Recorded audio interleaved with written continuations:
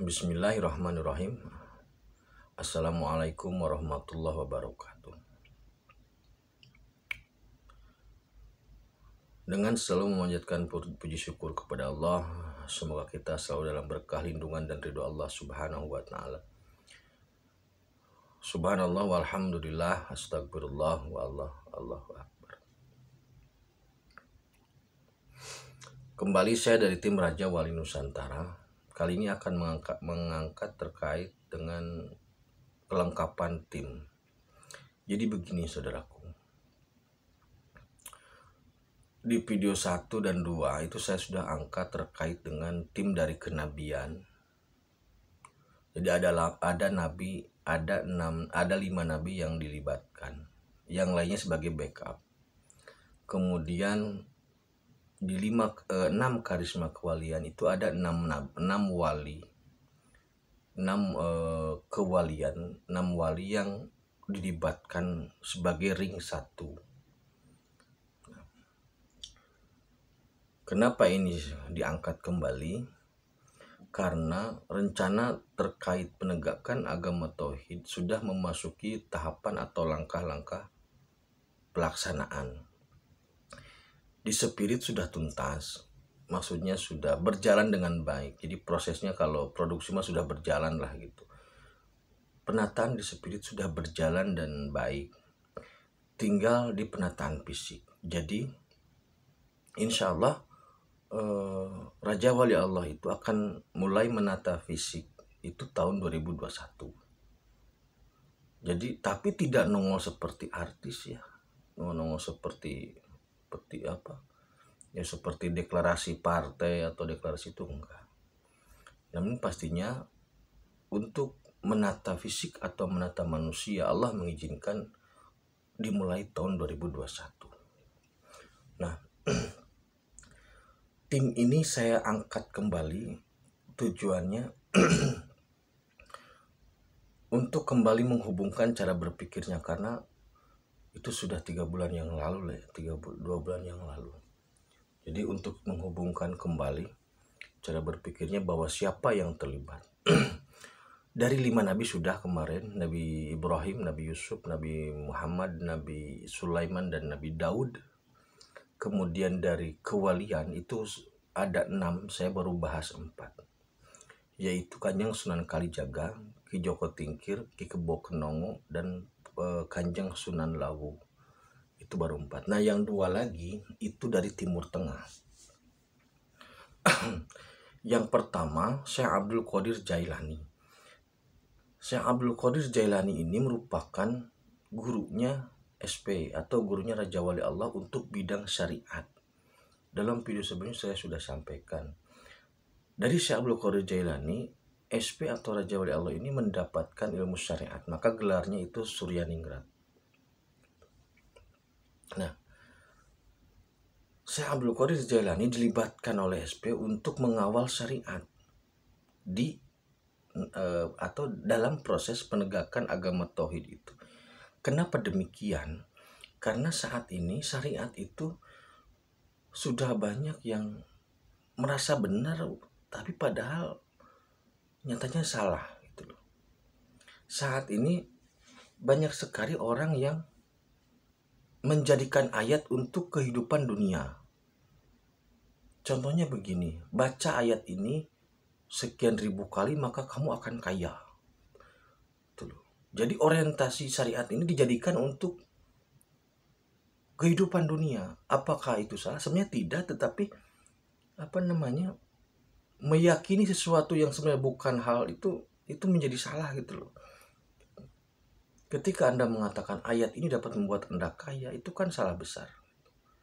Jadi yang kedua, saat ini di syariat itu banyak sekali orang-orang yang menjadikan agama atau menjadikan pemahaman agama lah dijadikan sebagai objek komoditi. Kalau tidak dibayar sekian puluh juta tidak mau tampil. Kalau tidak dibayar sekian puluh juta tidak mau datang. Gitu loh. Tetapi kan para ustadz, para kiai berhak untuk makan. Iya berhak. Tetapi menjadikan pengetahuan yang berdasar pada agama kemudian dijadikan komoditi, untuk kesejahteraan, itu sebenarnya tidak dikehendaki Allah begitu. Nanti yang didapat hanya itu saja gitu. Nilainya 0 di akhirat. Kalau seandainya agama dijadikan sebagai komoditi untuk mencari kehidupan, apalagi kalau dipamer-pamerkan. Nah, ini nanti Syekh Abdul Qadir yang akan membereskan ini, yang akan membereskan terkait dengan pelaksanaan syariat. Syekh Abdul Qadir ini di spirit. Itu. Yang kedua, yang keenam berarti ya. Yang kelima Syekh Abdul Qadir, yang keenam Syekh Abdul Wahid. Ini dua-duanya dari Timur Tengah. Kalau Syekh Abdul Qadir itu dari Baghdad, kalau Syekh Abdul Wahid itu dari Mekah. Orangnya masih hidup. Usianya sekitar 60-an lah, 60 lewat sedikit. Syekh Abdul Wahid ini tugasnya adalah meluruskan kembali tauhid umat. Dalam artian begini, tugas Syekh Abdul Wahid itu begini. Yang pertama, meluruskan tauhid. Yang kedua, meluruskan tentang pengkultusan Nabi. Jadi Syekh Abdul Wahid ditugaskan untuk membereskan orang-orang yang mengkultuskan Rasulullah secara fisik. Karena apa? Karena Syekh Abdul Wahid menginginkan orang-orang itu jangan mengkultuskan Rasulullah, jangan menyanjung Rasulullah secara fisik. Kalau memang mencintai Rasulullah, ikuti saja kemuliaan dari sikap atau dari perilaku Rasulullah, gitu loh. Sehingga kemuliaan Rasulullah itu sebenarnya terletak pada perilakunya. Kalau kita ingin menyamai fisik, tidak mungkin. Yang mungkin kita samai atau yang mungkin mendekatilah, yang bisa kita lakukan adalah perilaku Rasulullah. Jadi kalau kita mencintai Rasulullah, mari kita lakukan atau kita laksanakan apa yang Rasulullah laksanakan terkait hal ibadah. Terkait hal ibadah gitu. Kalau masalah baju, itu tidak bisa, itu bukan sunnah ibadah. Itu baju orang Arab, bukan baju Islam gitu. Kalau masalah jenggot kayak begini, ini nggak ada sunnah-sunnahnya. Nggak ada. Kalau sekarang hal yang physically dijadikan sebagai sandaran ibadah, repot. Gimana orang yang nggak punya jenggot? Kasihan. Makanya saya pakai jenggot, pakai kumis, biar rame. Jadi yang kita ikuti dari Rasulullah adalah perilaku atau ketekunan atau keuletan atau kesolehan Rasulullah dalam beribadah kepada Allah. Gitu. Nah, kalau untuk perilaku kehidupan sehari-hari yang selain ibadah, kita untuk cerminan saja. Gitu. Untuk cerminan saja. Rasulullah pamannya menggunakan baju yang jubah kan, berarti baju sopan. Kalau di kita batik sangat sopan gitu loh, maksudnya begitu. Tetapi tidak bernilai. Di langit orang yang mengikuti fisik Rasulullah tidak bernilai. Gitu aja sudah. Yang bernilai itu adalah orang yang mengikuti perilaku Rasulullah. Jadi Ahmadnya Rasulullah karena hamidnya Rasulullah itu karena akhlaknya, bukan karena fisiknya. Jadi nanti Syekh Abdul Wahid akan membereskan ini terkait dengan orang-orang yang mengkultuskan Rasul dan juga keluarga Rasul. Itu loh, Duriyah Rasul itu nanti dibereskan Syekh Abdul Wahid. Syekh Abdul Wahid ini masih hidup. Dia ada di Mekah. Itu dua dari tanah Arab. Kenapa demikian? Kenapa dua dari tanah Arab? Karena begini, Islam itu sumbernya atau asal mula berangkatnya, starting pointnya dari Arab. Sehingga ketika terjadi permasalahan, ya orang Arab yang harus bereskan. Itu harus bertanggung jawab. Begitu intinya sebenarnya. Jadi Syekh Abdul Wahid membereskan terkait dengan pengkultusan Rasulullah yang berlebihan.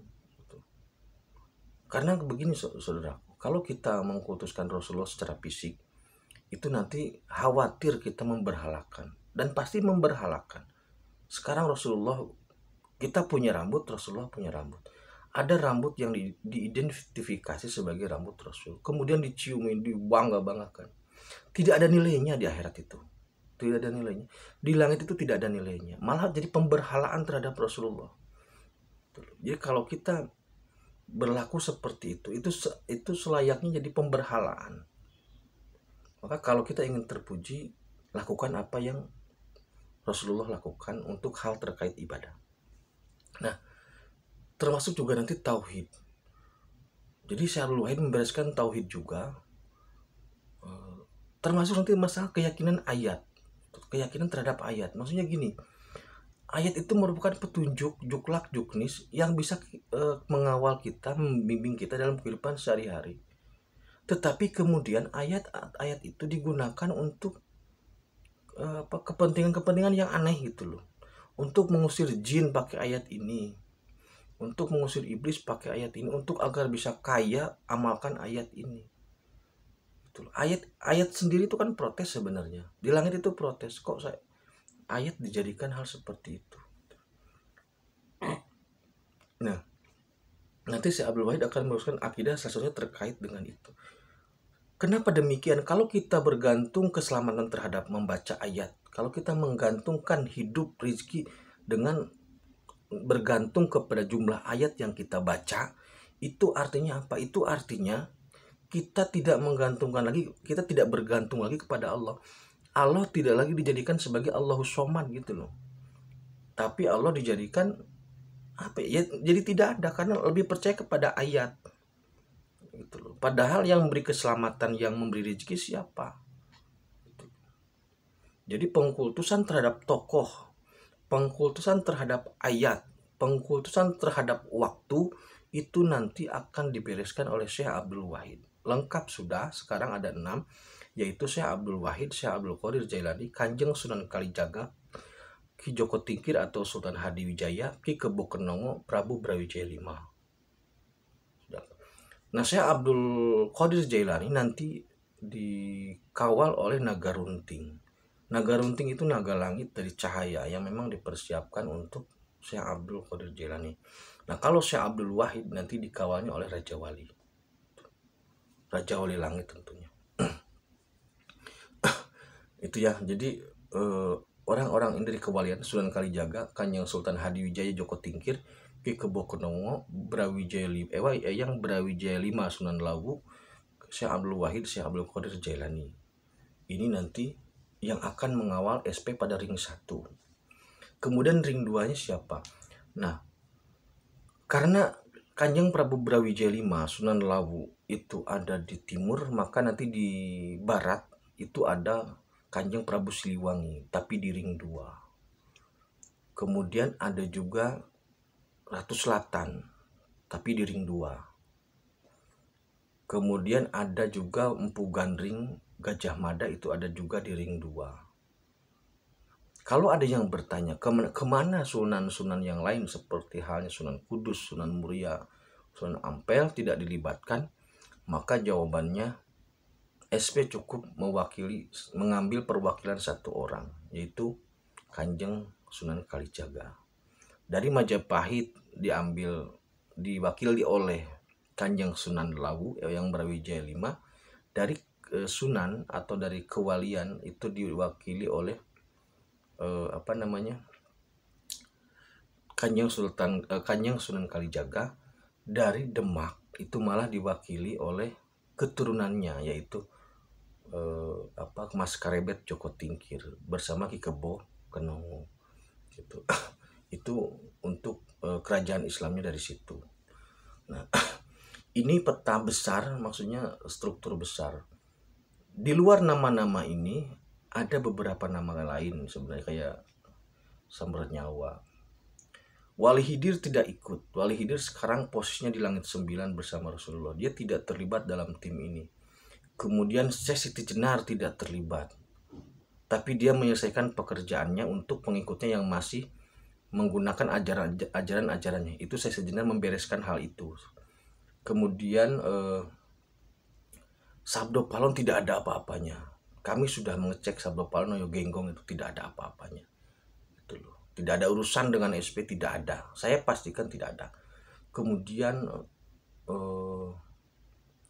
siapa lagi yang nama-nama besar sih? Kalau Semar jelas tidak ada. Nah, demikianlah, sudah cukup, saya pikir sudah cukup.